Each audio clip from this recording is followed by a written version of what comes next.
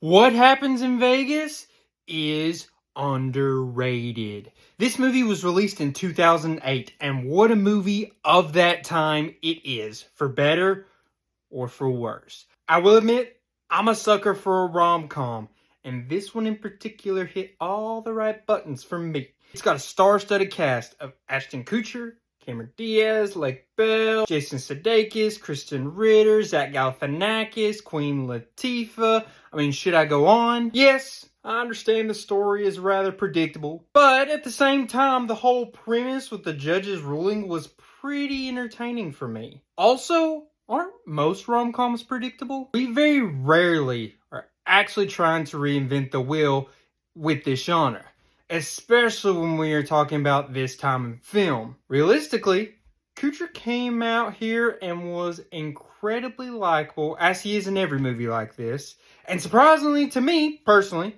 Diaz also came off pretty agreeable. She did a great job overall. I tend to not really care for her in most movies I've seen, so I was happy with her performance here.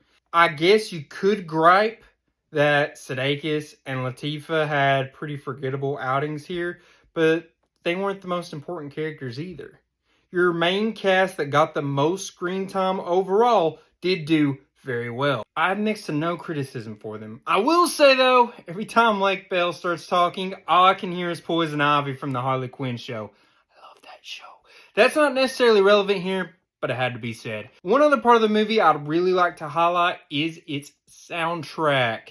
Genuinely one of the overall best in this department I've seen in a good bit. I was highly impressed here.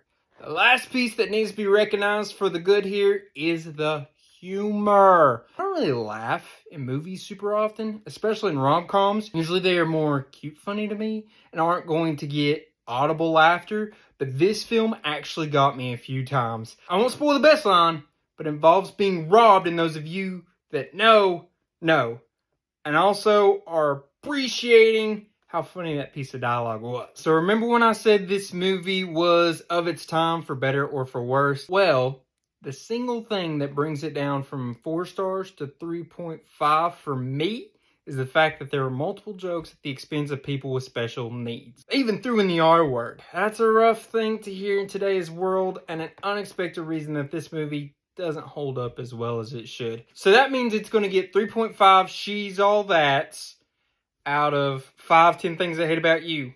Sound good? P.S. Don't we all collectively miss the Wii?